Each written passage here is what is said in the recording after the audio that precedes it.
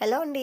ఎలా ఉన్నారు? అందరూ బాగున్నారా? నేను కూడా చాలా బాగున్నాను. ఈరోజు వీడియోలో వరలక్ష్మి వ్రతం ఎప్పుడు చేసుకోవాలి, అలాగే కలశంలో ఏ వస్తువులు వేస్తే చాలా మంచిది, కలశం ఎలా తయారు చేసుకోవాలి, కలశంలో కావాల్సినవి ఏంటి, ఏం వేస్తే లక్ష్మీప్రదం, అలాగే లక్ష్మీదేవి అనుగ్రహం మనకు కలుగుతుందనేది ఈ వీడియోలో మొత్తం చూద్దాము. అలాగే వీడియో ఎక్కడ స్కిప్ చేయొద్దండి.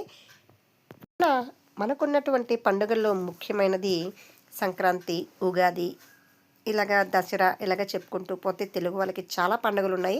కానీ ప్రతి ఒక్క ఆడవాళ్ళు ఇష్టపడే పండుగ, ఇష్టంగా చేసుకునే పండుగ ఏదన్నా ఉంది అంటే అది వరలక్ష్మి వ్రతం అండి.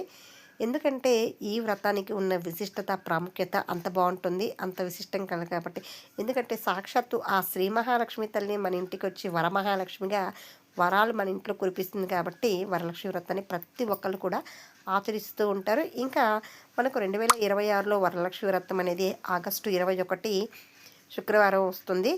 దీంట్లో భాగంగానే మనం కలశం అనేది తయారు చేసుకుంటూ ఉంటాం. ఇంకా కలశంలో ఈ కలశం ఎలా చేయాలి, దాంట్లో ఏమేమి వేస్తే లక్ష్మీప్రదం అనేది కూడా చూద్దాము. ఇంకా ముందుగా కలశం అంటే మనం వరలక్ష్మి వ్రతం కానీ పూజ కానీ ఎక్కడ చేసుకుంటామో అక్కడ శుభ్రంగా ముందుగానే తుడిచిపెట్టుకొని చక్కగా ఇది పీట కానీ లేదంటే తమలపాకు కానీ వేసుకొని చక్కగా బియ్యం పిండితో ముగ్గులైతే వేసుకోవాలండి. ఇలాగ బియ్యం ముగ్గులు ఇవన్నీ అవసరమా, ఎందుకు వేసుకోవాలంటే ఎప్పుడన్నా కూడా మనం ఏ పూజ చేసినా వ్రతం చేసినా కూడా అలంకరణ అనేది చాలా ముఖ్యమండి. ఎంత అలంకరంగా అందంగా ఉంటుంది అంత కళగా ఉంటుంది. ఎక్కడ కళగా బాగుంటుందో అక్కడికి దేవతలు వస్తారు కాబట్టి అందుకనే ఏ పూజకి కానీ వ్రతానికి కానీ అందంగా అలంకరిస్తూ ఉంటారు. ఇంకైతే దీనిలో భాగంగానే మనం చక్కగా ముగ్గులతో అలంకరించుకొని కుంకుమ బొట్లు, చక్కగా గంధం బొట్లు పెట్టుకొని చక్కగా అలంకరించుకొని తర్వాత ఒక పళ్ళెం కానీ ఈ ఇస్తరాకులు కానీ తీసుకునేసి దానిపైన కొంచెం బియ్యం అయితే వేసుకోవాలండి. బియ్యం కానీ నవధాన్యాలు కానీ ఏమన్నా వేసుకోవచ్చు. ఇక్కడైతే బియ్యం పోసిన ఒక పళ్ళెంలో చక్కగా బియ్యం పోసి దానిపైన స్టీల్ పళ్ళెం కానీ అసలు తీసుకోవద్దండి. వెండి పళ్ళెం కానీ లేదా ఇత్తలి రాగి పళ్ళెం తీసుకోండి. స్టీల్ ఇది ఎప్పుడు కూడా పూజలకి వ్రతాలకి వాడకూడదు. ఇంకైతే ఇలాగా పళ్ళెంలో బియ్యం పోసుకున్నాక మీ దగ్గర అష్టలక్ష్మి చెంబు ఉంటే ఓకే, లేదంటే మామూలు రాగి చెంబు కానీ వెండి చెంబు ఏదన్నా వాడుకోవచ్చు. స్టీల్ చెంబు అయితే అసలు వాడద్దు. చక్కగా చెంబుకు కూడా బొట్లు పెట్టేసి ఈ విధంగా ముందుగా నీళ్ళు అయితే పోసుకొని ఫస్ట్ శుభప్రదంగా పసుపు అయితే తప్పకుండా వేయాలండి. పసుపు కుంకుమలు తప్పకుండా వేసేసి అలాగే తర్వాత సువాసన కోసం మనం ఇందాక చెప్పినట్లు లక్ష్మీప్రదం అంటే శ్రీనివాసుడికి ఇష్టమైనటువంటి ఈ పచ్చకర్పూరం వేయడం వల్ల లక్ష్మీ అనుగ్రహం కూడా మనకు తప్పక కలుగుతుంది. కాబట్టి ఎవ్వరు కూడా ఈ పచ్చకర్పూరం వేయడం మర్చిపోవద్దు. తప్పకుండా తెచ్చుకొని ఇంట్లో లేని వాళ్ళు కూడా తీసుకొచ్చుకోండి.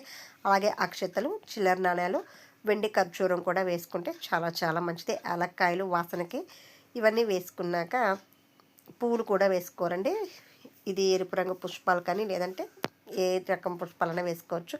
తర్వాత మామిడాకులతో అలంకరించుకొని మామిడాకులు లేకపోతే తమలపాకులైనా పెట్టుకోవచ్చు.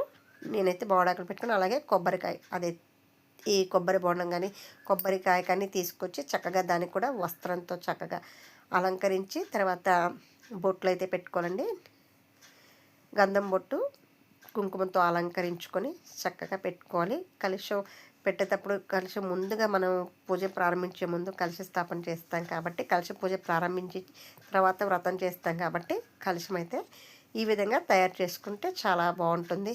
ఇంకా గాజులు అలాగే పూలతో అలంకరించుకొని నమస్కరించుకొని తర్వాత ఈ పసుపు దారానికి పసుపు కొమ్ము కట్టి అలంకరించుకోవాలండి. ఎందుకంటే ఇది మంగళప్రదం కాబట్టి మనం ఈ కలశానికి ఇది సమర్పిస్తుంటాము. తర్వాత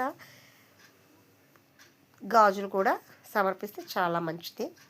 గాజులు కూడా అలంకరించాలి. అలాగే తర్వాత పూలతో కూడా అలంకరించుకొని నమస్కరించుకొని ఏదైనా పండు కానీ లేదంటే బెల్లం ముక్క నైవేద్యంగా పెట్టి చక్కగా ధూపం దీపం సమర్పించేసి చక్కగా నమస్కరించుకొని తర్వాత మనం ఏదైతే వ్రతం చేస్తామో అది ప్రారంభించుకోవచ్చు. ఈ విధంగా వరలక్ష్మి వ్రతానికి చేస్తాం కాబట్టి ఇది వరలక్ష్మి కలశం అనేసి మనం పిలుస్తాము. ఈ వీడియో మీకు నచ్చింది అనుకుంటున్నాను. నచ్చితే లైక్ చేయండి, షేర్ చేయండి. తెలిసిన వాళ్ళందరికీ షేర్ చేయండి, వాళ్ళు కూడా తెలుసుకుంటారు.